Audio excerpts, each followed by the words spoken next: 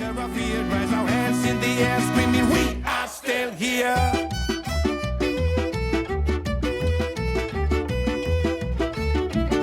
Hello everyone, I'm Manal Boukhiyar from Algeria, exactly from Tlemcen. I'm 23 years old and I'm a sixth-year medical student. What I do besides my studies is that I'm social activism, and I've started in social activism from when I was 14 years old. I was going to high school at that age, and I was talking to my friend, and I said we really need to do something about we need to have a change in this society. And then we just talked about it and forgot about it. One day I remember I have done a project on peace, and it was in English. And I remember I've done a lot of research, and I tried to touch the lives of everyone around the world and how they are suffering and how they are struggling to just survive. And I remember my teacher really, really, really loved my work, and even my friends even some of them starts crying because I have done a lot of research and I have shown how people are suffering.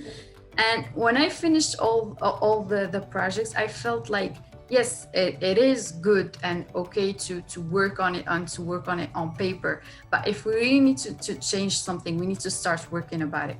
And that's when I decided to create a volunteering group. I was 14 years old, and we were all young, but we decided to do small changes to help people in need. And I remember the first event we have ever done was for the orphanage house. So we prepared a lot of activities, a lot of games. We bought a lot of gifts, and we went to the orphanage house, and that's how all my journey started. I just fell in love in social activism, and we've been active from that day until today. The pandemic did affect our society as general, because we stopped seeing each other, we stopped meeting. But although we stopped meeting and although we were all in our houses, I have seen something that I've never seen before, which is the help between the people in my country. That was really amazing. Like the number of initiatives that have been during the pandemic, it's just amazing. It just like they were helping with every single mean they can do. And this is something really, really good and something that we need in the future, so that to reach sustainable development. There were a lot of initiatives during the pandemic and for the pandemic that they didn't exist before. And I think this is a very important thing, because we will be using these kind of initiative, for example, in healthcare. Like some of my friends created an app for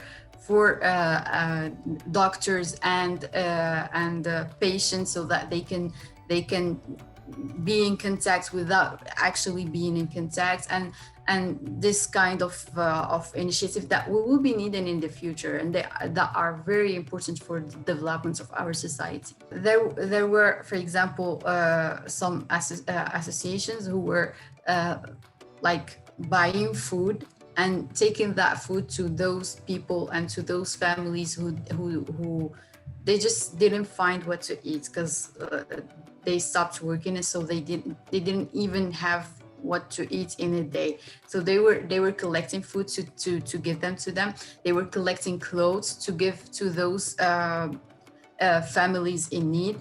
And that was like, if they didn't do this, a lot of people may have just died. And I'm not exaggerating in this, because this situation was really